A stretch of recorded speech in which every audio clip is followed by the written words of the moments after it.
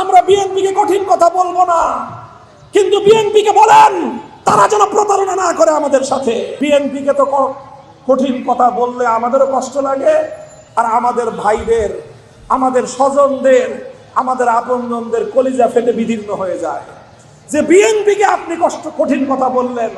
ঠিক আছে, আমরা বিএনপিকে কঠিন কথা বলবো না, কিন্তু বিএনপিকে বলেন তারা যেন প্রতারণা না করে আমাদের সাথে। তারা শুধুমাত্র দুইটা বক্তব্যের ব্যাখ্যা দিক, দুটো কর্মের ব্যাখ্যা দিক।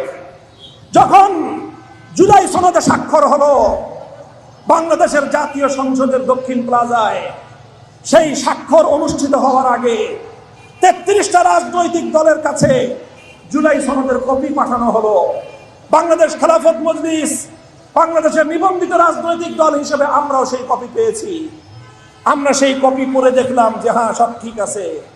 ৩২টা রাজনৈতিক দল তারা জুলাই সনদ একরকম পেল, আর বিএনপির কিছু নেতৃবৃন্দ, অন্তর্বর্তীকালীন সরকারের ধাপ্পাবাজ প্রতারক কয়েকজন ব্যক্তি, তারা অন্ধকারে দুই পক্ষ মিলে সেই সনদের মধ্যে নতুন করে আরেকটা ধারা সংযুক্ত করে দিল। যেই ধারার কথা জুলাই যোদ্ধা এনসিপি জানতো না, যেই ধারার কথা ইসলামী আন্দোলন পীর সাহেব চরমনাই জানতেন না, যেই ধারার কথা জামাতে ইসলাম জানতো না, যেই ধারার কথা বাংলাদেশ খেলাফত মজলিস জানতো না, যেই ধারার কথা ৩২টা রাজনৈতিক দল জানতো না, কেবল জানতো বিএনপি। বিএনপি আর অন্তর্বর্তীকালীন সরকারের কিছু অসাধু কর্মকর্তারা মিলে সেখানে একটা ধারা সংযুক্ত করে দিল। সেটা কি?